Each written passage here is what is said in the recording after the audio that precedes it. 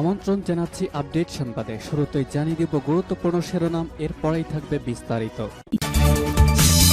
শুরুতেই জানিয়ে দেব হামাসের 2 শর্তে আটকে আছে যুদ্ধবিরতি। জানিয়ে দেব বুর্কিনা ফাসোতে 3 গ্রামে 170 জনের শিরশ্ছেদ। এছাড়া রয়েছে ইরানের ধর্মীয় নেতা আয়াতুল্লাহ কাশানির মৃত্যু। জানিয়ে দেব দলীয় মনোনয়নের দ্বারপ্রান্তে রয়েছেন ডোনাল্ড ট্রাম্প।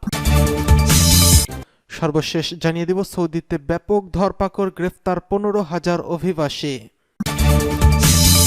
শুনছিলেন সংবাদ শিরোনাম, এখন বিস্তারিত। তার আগে অনুরোধ থাকবে ভিডিওতে একটি লাইক দিন এবং কমেন্টস করে জানিয়ে দিন কোন জেলা থেকে বা কোথা থেকে আমাদের সঙ্গে যুক্ত রয়েছেন।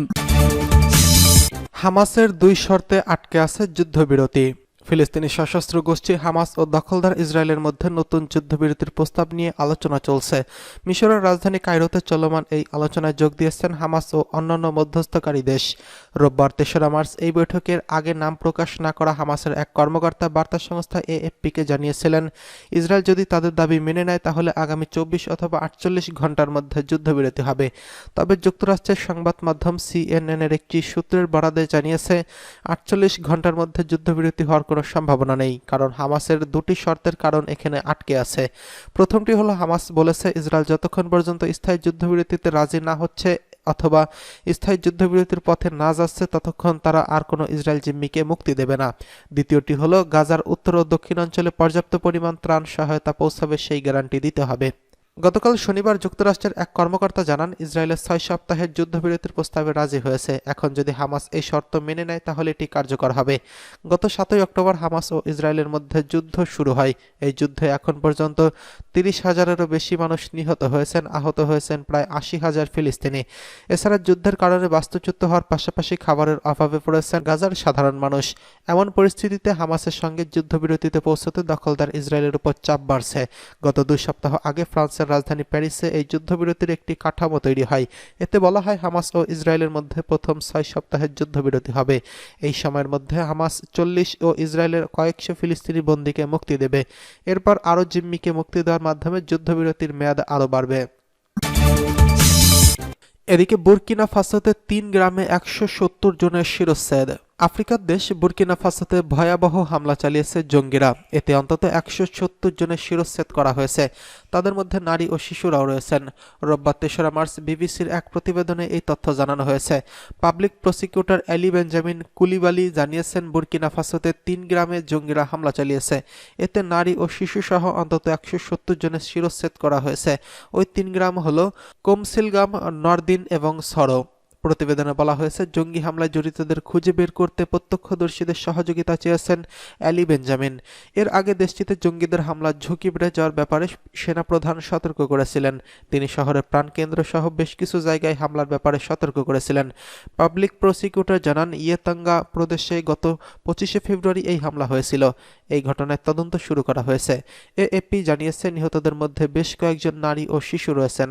তবে কারা এই হামলা চালিয়েছে তা এখনও জানা যায়নি। এর আগে গত শুক্রবার বুর্কিনা ফাসোতে সেনাপ্রধান সেনাদের সঙ্গে সতর্ক করেছিলেন। তিনি জঙ্গিদের আত্মঘাতী হামলার ব্যাপারে সেনাদের প্রস্তুত থাকার নির্দেশ দিয়েছিলেন। সেনাপ্রধান বলেছিলেন, শহরগুলোতে নিরাপত্তা বাহিনীর বিরুদ্ধে বড় আকারের সিরিজ হামলা আশঙ্কা করছে। মানবিক কর্মীরা দাবি, বুর্কিনা ফাসোতে বিশ্বের অন্যতম অবহেলিত সংকটাপন্ন দেশগুলোর মধ্যে একটি। এদিকে ইরানের ধর্মীয় নেতা আয়াতুল্লাহ কাশানির মৃত্যু। ইরানের প্রবীণ ধর্মীয় নেতা আয়াতুল্লাহ কাশানির মৃত্যু হয়েছে। শনিবার 2রা মার্চ হৃদযন্ত্রের ক্রিয়া হয়ে তার মৃত্যু হয়। ইরানের বার্তা সংস্থা ইরানা ও তাসনিম নিউজ এজেন্সির প্রতিবেদনে এ তথ্য জানানো হয়েছে। কাশানি তেহরানের জুমার নামাজের অন্তর্বর্তীকালীন নেতা ছিলেন। এছাড়া তিনি দেশটির অ্যাসেম্বলির বিশেষজ্ঞ দলের সদস্য ছিলেন। ইরানের সর্বোচ্চ নেতা নির্বাচন ও তত্ত্বাবধানের দায়িত্ব পালন করে একটি বিশেষজ্ঞ দল। সংবাদ সংস্থা ইরানের প্রতিবেদনে বলা হয়েছে, আয়াতুল্লাহ কাশানি 1931 সালের 3রা অক্টোবর জন্মগ্রহণ করেন। এই হিসেবে মৃত্যুকালে তার বয়স হয়েছিল 92 বছর। প্রবীণ এই আলেম তেহরানের শহীদ মোতাহারি বিশ্ববিদ্যালয়ের প্রধানও ছিলেন। তিনি 1979 সালের ইসলামী বিপ্লবের বিজয়ের পর বিভিন্ন ধর্মীয় কাজে গুরুত্বপূর্ণ ভূমিকা পালন করেছেন। এদিকে দলীয় মনোনয়নের দ্বারপ্রান্তে রয়েছেন ডোনাল্ড ট্রাম্প। যুক্তরাষ্ট্রের মিশিগান, মিসৌরি, আইডাহো এবং এই অঙ্গরাজ্যের রিপাবলিকান ককাসে শনিবার সহজ জয় পেয়েছেন প্রেসিডেন্ট ডোনাল্ড ট্রাম্প। এর মধ্য দিয়ে দেশটির 2024 সালের প্রেসিডেন্ট নির্বাচনে রিপাবলিকান প্রার্থীর মনোনয়ন পাওয়ার দৌড়ে এগিয়ে গেলেন তিনি। খবর বিবিসি ও রয়টার্সের। দলের মনোনয়ন পেতে আর মাত্র একটি বাধা রয়েছে ট্রাম্পের সামনে। এখন পর্যন্ত যতগুলো অঙ্গরাজ্যে দলীয় ভোট হয়েছে সবগুলোতে বড় ব্যবধানে জয় হয়েছেন তিনি। আগামী মঙ্গলবার সুপার টুইসডে নামে ভোটে যুক্তরাষ্ট্রের 15টি অঙ্গরাজ্যের ভোটাররা ডেমোক্র্যাটিক ও রিপাবলিকান প্রার্থীর বেছে নেওয়ার ভোট দেবেন।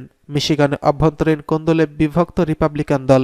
কিছু রিপাবলিকানের আশঙ্কা এতে নির্বাচনী লড়াইয়ের মাঠে গুরুত্বপূর্ণ ও অঙ্গরাজ্যে ট্রাম্পের প্রচার কার্যক্রম ক্ষতিগ্রস্ত হতে পারে।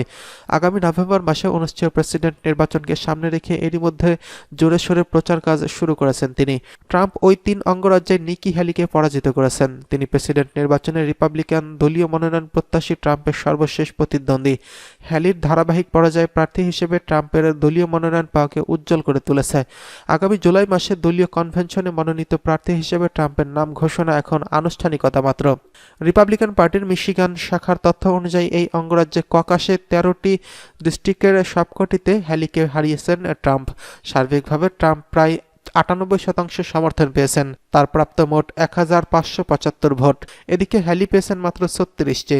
ট্রাম্পের এই জয়কে মিশিগান রিপাবলিকান পার্টির চেয়ারপিট হেট্রক্সা অপ্রতিরোধ্য প্রভাবশালী বলে আখ্যা দিয়েছেন। দলীয় মনোনয়ন পাওয়া নিশ্চিত হলে আগামী নির্বাচন ডেমোক্র্যাট দলের সম্ভাব্য প্রার্থী জো বাইডেনের সঙ্গে প্রতিদ্বন্দ্বিতা করবেন ডোনাল্ড ট্রাম্প। সৌদিতে ব্যাপক ধরপাকড়, গ্রেফতার 15,000 অভিবাসী। সৌদিতে ব্যাপক ধরপাকড় চালানো হয়েছে। গত এক সপ্তাহে প্রায় 15,000 অভিবাসীকে গ্রেফতার করেছে দেশটির আইনশৃঙ্খলা বাহিনী। আবাসন, শ্রম ও নিরাপত্তা আইনের লঙ্ঘনের দায়ে তাদের গ্রেফতার করা হয়েছে। রোববার 3রা মার্চ গালফ নিউজের এক প্রতিবেদনে এই তথ্য জানানো হয়েছে। সৌদি আরবের রাষ্ট্রায়ত্ত মন্ত্রণালয় জানিয়েছে, গত 22 জানুয়ারি থেকে এক সপ্তাহের অভিযানে 14,955 অভিবাসীকে গ্রেফতার করা হয়েছে। তাদের বিরুদ্ধে আবাসন, শ্রম ও নিরাপত্তা আইন লঙ্ঘনের অভিযোগ রয়েছে। মন্ত্রণালয়টি জানিয়েছে, এদের মধ্যে আবাসন লঙ্ঘনের দায়ে 9,080 জনকে, সীমান্ত নিরাপত্তা আইনে 3,088 জনকে, শ্রম আইন লঙ্ঘনের দায়ে 2,887 জনকে গ্রেফতার করা হয়েছে। এছাড়া সৌদিতে অবৈধভাবে প্রবেশের দায়ে 849 জনকে গ্রেফতার করা হয়েছে। এদের বেশিরভাগ ইয়েমেন ও ইথিওপিয়ার নাগরিক। অভিযানে অবৈধ উপায়ে দেশ ছাড়ার চেষ্টার অভিযোগে আরও 99 জনকে গ্রেফতার করা হয়েছে। মন্ত্রণালয় আরও জানিয়েছে, অভিযান চলাকালে আবাসন, সীমান্ত ও কাজের বিধিবিধান লঙ্ঘনকারীদের পরিবহন, আশ্রয় ও নিয়োগের জড়িত থাকার জন্য 6 জনকে গ্রেফতার করা হয়েছে। বর্তমান দেশটিতে গ্রেফতারকৃত 57,787 জনের বিরুদ্ধে আইনি প্রক্রিয়া অব্যাহত রয়েছে। এছাড়া তাদের প্রত্যাবর্তনের চেষ্টাও চলছে। সৌদি আরবের স্বরাষ্ট্র মন্ত্রণালয় জানিয়েছে, দেশটিতে 52,401 জনকে দেশে ফেরানোর প্রয়োজনীয় নথি সংগ্রহের জন্য তাদের কূটনৈতিক মিশনে যোগাযোগের জন্য নির্দেশ দেওয়া হয়েছে। এছাড়া 10,256 জনকে দেশে ফেরত পাঠানো হয়েছে।